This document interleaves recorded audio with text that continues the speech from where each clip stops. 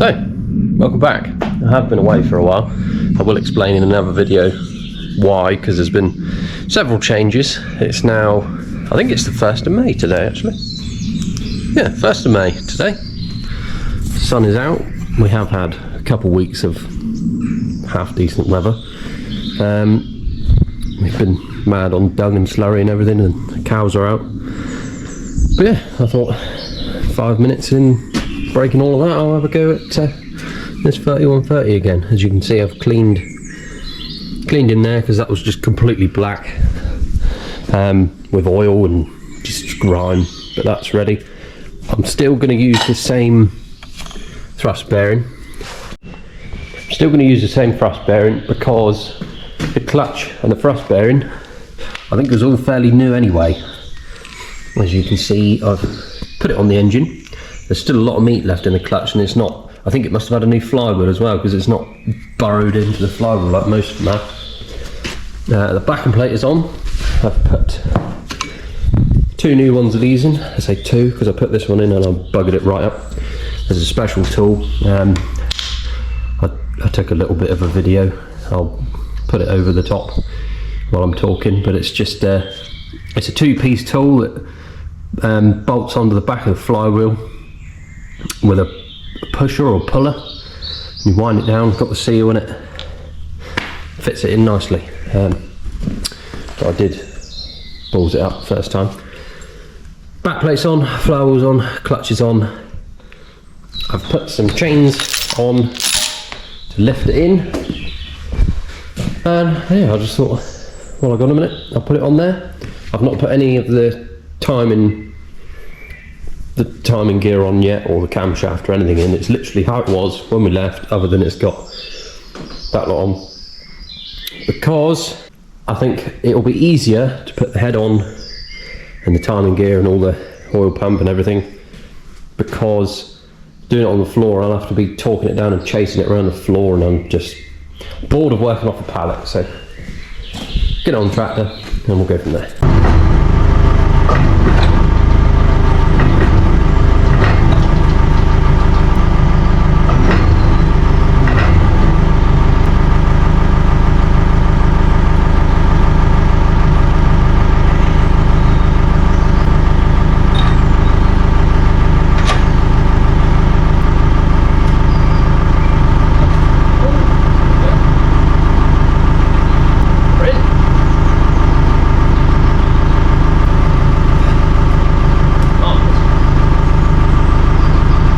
Right, I'll just get those tightened up and then yeah, go from there. Right, so next to go in is the timing back plate. It's got a gasket here. I was told not to use any gasket sealer on this, so I won't. Cleaned off the back of this one.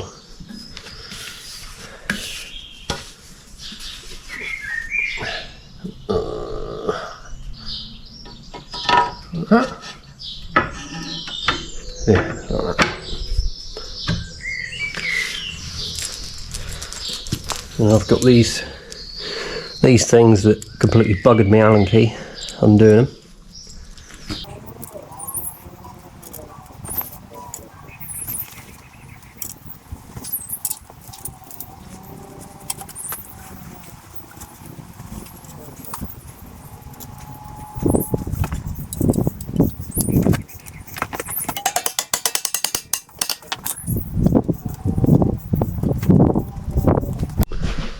So I'm not going to put the camshaft in.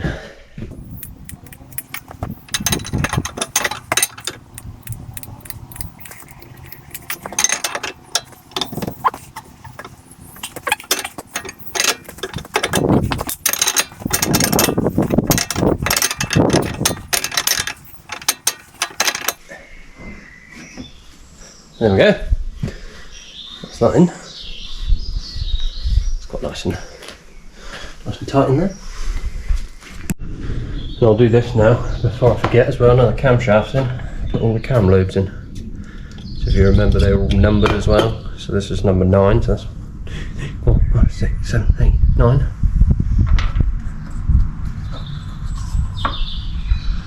8, Oh.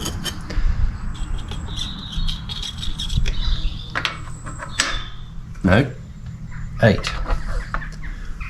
Yeah. 1, 2, 3, 4, 5, 6, 7, 8. Like that. So number 12 at the back, number 1 at the front. Numbered. I don't know how imperative it is, but we'll do it anyway. But yeah, I'll put those in and then come back. And then one of the most important parts of an engine, new oil pump. You want it to be a new one, otherwise you'll be in a world of trouble. And you might as well do it now you've got this far. Put a new one in.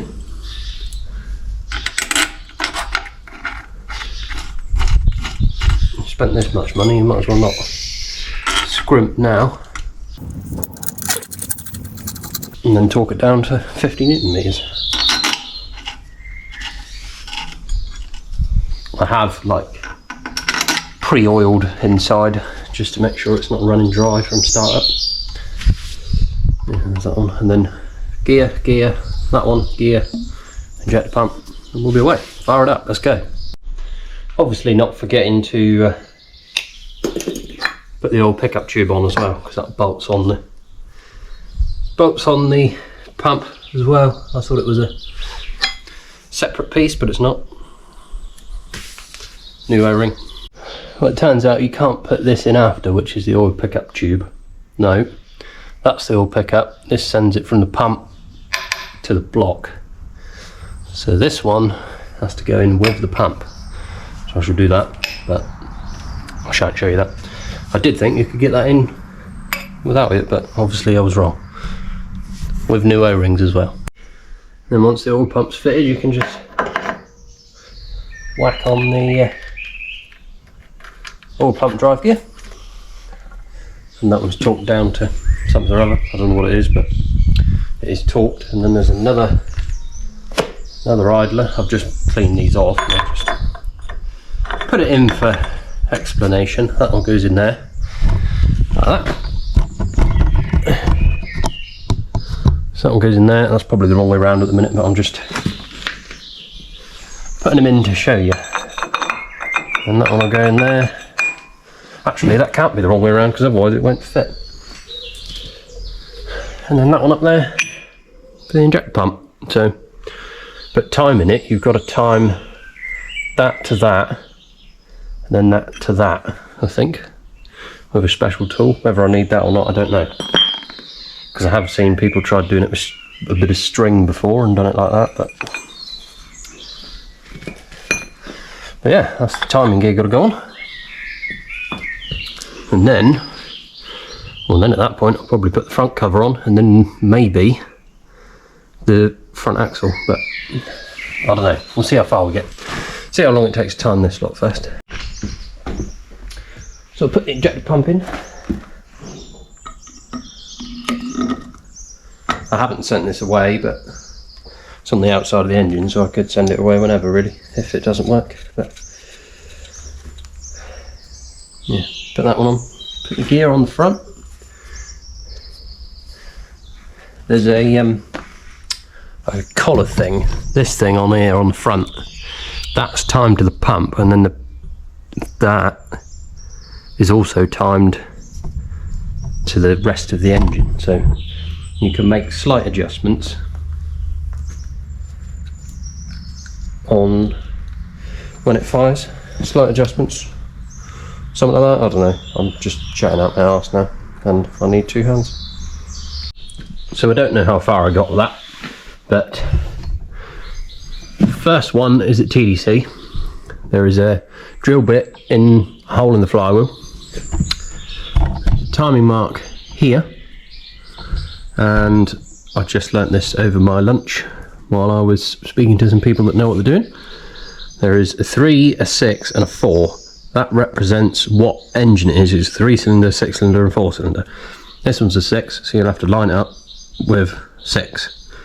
The same way you'd do that, in that you'd have a straight line from the centre of the camshaft right through the timing mark to the middle of the crankshaft. And the same with that one, and then that'll all be timed. And then you can put this one in, which is an idler, and then the other one, same thing, and that should hopefully be timed up. I think the only way we'll find out whether it is when we put the head on, which, to be fair, I might think about doing that next, but yeah, I'll get that all timed up and then work out what I'm doing. And I've just remembered I forgot the timing cover that's in the truck up at the house, and I was just up there, so I've got to walk up there again. I hate my life. So that's that all timed up, I think. I haven't tightened these up yet, but the longer bolt goes in the middle, shorter one in the bottom, and the little roll pin needs to stick through the washer. Obviously they need tightening as well. And then what I forgot to mention was back here, I don't know whether you can see it, there's normally right about there, you can see that as a mark, and then there'll be a corresponding one there. You can't see it very well, but there is, and that is because the bolt holes for the pump are oval, and you've got more adjustment there. So that's set. So I'll tighten all them in, go get the crankcase cover, and to be fair, I should be able to put the front axle on now, really. Whether I do that before I put the head on, I don't know. I'll have a think, but yeah, it's coming on nicely. Whoops. Oh no. How do I turn this off? So next is obviously the timing cover gasket. This little back plate thing, there's a washer, and then I'm guessing this is like a wear ring, because this is what the front main seal sits on.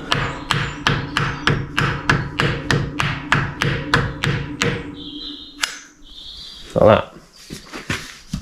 Well, I don't really think much holds that on. So then we have timing cover seal, put a bit of oil on that so it goes on nicely. Timing cover with a new seal and the oil pressure thing. That goes with this little stubby thing towards the block, which is where the pressure is coming from, if you think about it.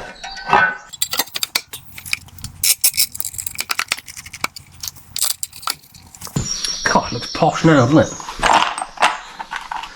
Ever so pleased. Yeah, that's like that, 50 Newton meters. Then the crank pulley goes on. Yeah, that's the where you fill the oil up to, that's over there somewhere, so that's a new gasket there as well. Yeah, I'll put all those in and then work out what I'm going to do from there. Ignore that, I got carried away. So that's all torqued down now, and then the last thing to go on the front is the pulley. He says.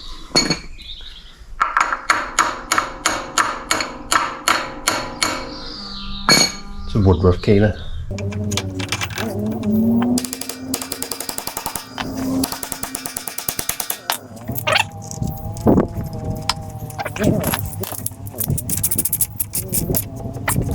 Yeah, and then we got a way of spinning the crankshaft. I don't know what Newton meter that is, probably a lot.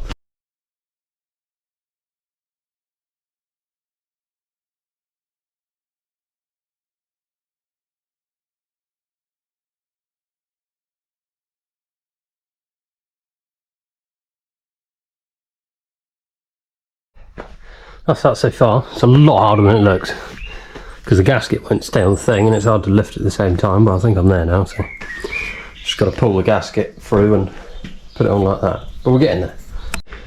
Oh, so that's that on. That's a lot of talking and bolting and grunting. Anyway, that's that on.